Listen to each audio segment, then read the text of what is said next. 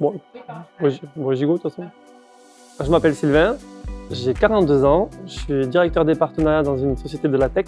Je me suis fait licencier en visioconférence devant 1500 personnes pendant le Covid et je vais vous raconter cette histoire. Alors, à l'époque, j'étais directeur des partenariats d'une société de la tech américaine. À ce moment-là, j'étais hyper épanoui dans ce travail. Pour moi, c'était le meilleur job du monde et c'est peut-être encore le meilleur job du monde pour moi. Tous les vendredis, le fondateur, qui était basé à New York, il faisait une visioconférence avec l'ensemble des collaborateurs à travers le monde. Donc, il y avait 1500 personnes qui étaient connectées derrière leur écran en visio.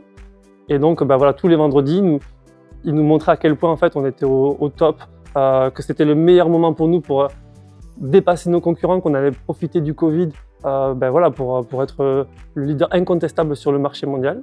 Donc ça a duré pendant 2 mois et un vendredi, on a vite senti que le ton avait changé, son visage était fermé. Il nous a demandé à tous les collaborateurs, voilà, aujourd'hui, il n'y a que moi qui vais mettre la vidéo, je veux que le son soit parfait, qu'il n'y ait pas de parasites. Et donc voilà, la visio va durer un petit peu moins de temps que d'habitude, parce qu'aujourd'hui j'ai des mauvaises nouvelles à vous annoncer. À l'issue de cette visio, il y a 20% des effectifs de la boîte qui vont être licenciés. Et donc dès que je vais raccrocher, donc d'ici quelques minutes, les personnes qui sont concernées vont recevoir un mail. Et si vous recevez ce mail, c'est qu'en fait, vous n'avez plus de travail. Il faut savoir que pendant le Covid, j'étais chez ma mère qui avait une piscine à la maison, donc j'étais en maillot de bain sur mon canapé, en détente totale, parce que je donnais tout pour ma boîte. On cartonnait sur le marché français, on allait faire des grandes choses. Et donc quand le patron il nous annonce ça, je ne me sens pas du tout concerné. Mais vraiment, pas du tout. Je suis relaxé et je me dis, waouh, c'est chaud quand même pour les 20% des personnes qui vont se faire licencier. Et donc ça raccroche, je suis toujours aussi détendu, toujours avec mon maillot de bain, en claquette. Je suis prêt à partir en week-end. Et là, on avait un groupe WhatsApp avec toute l'équipe française, donc c'était une vingtaine de personnes. Et là, je vois que en fait, mon assistante, elle dit, moi j'ai reçu le mail. Alors là, je tombe des nues, je me dis, mais c'est pas possible en fait.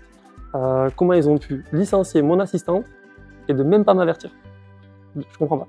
Et puis ça remonte, je vois un deuxième, un troisième membre de mon équipe qui tombe, plus des membres d'autres équipes. Je dis franchement, c'est abusé quand même, ils sont en train de licencier une grande partie de l'équipe, mais je me sens toujours pas concerné du tout, parce que j'estime que je suis une machine de guerre pour eux, et j'ai absolument rien à me reprocher, je suis un super élément, j'envoie du bois, aucun risque. Et puis ça monte, ça monte, ça monte. Et puis à un moment donné, je vois mon téléphone qui sonne et je dis waouh, c'est quand même assez chaud. Je l'ouvre, voilà, j'avais reçu le fameux mail. En 1 minute, j'avais plus de travail. Quand on reçoit un mail comme ça, quand on s'y attend pas du tout, j'ai eu un moment de frisson pendant à peu près 1 minute 30. Je me suis dit, c'est quand même space ce qui est en train de se passer, parce que voilà, c'est la surprise totale. Et pour autant, je crois que ça m'a pris quelques minutes, quelques heures, et puis j'ai de suite relativisé. Et en fait, je me suis dit, ok, ça fait 10 ans que tu fais que travailler, tu travailles beaucoup trop. Là, tu vas avoir une chance inespérée, tu vas avoir 1 an devant toi pour profiter. Donc en fait, le premier truc que j'ai fait, c'est que j'ai pris une feuille blanche et j'ai noté toutes les choses que je n'avais pas faites pendant 1 an. Voilà, je me suis fixé une petite année pour réaliser plein de rêves que je n'avais pas pu faire avant en fait. Donc très rapidement, j'ai essayé d'analyser un peu la décision des actionnaires et des fondateurs qui étaient basés aux États-Unis, et elles se comprenaient tout à fait en fait. Pour moi, c'était une pure logique. Ils avaient levé beaucoup de fonds, donc c'est une boîte qui avait quand même levé un peu plus de 500 millions d'euros.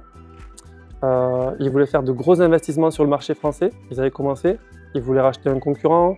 On allait signer des deals assez importants avec des gros acteurs du marché. Et donc ça a engagé la boîte à hauteur de dizaines de millions d'euros. En période de Covid, qui est quand même une période exceptionnelle, on n'a jamais vécu ça, c'est une période unique dans l'histoire. Mais en fait, il n'y avait plus de visibilité.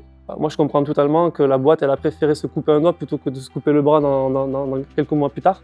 Et donc, les dizaines de millions d'euros qu'ils ont économisés sur le marché français, qui était un marché où ils se lançaient, où ils étaient en retard, où ils investissaient, voilà, tu n'as aucune visibilité. Qu'est-ce que tu fais? Tu gardes cet argent-là pour te battre là où tu es le plus fort. Donc, c'était le marché américain, c'était le marché brésilien et d'autres marchés. Donc, ouais, moi, je l'ai compris de suite.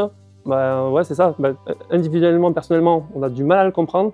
Mais si on prend un pas de recul, on se dit, ouais, en fait, ils ont pris la meilleure décision possible pour faire avancer la boîte.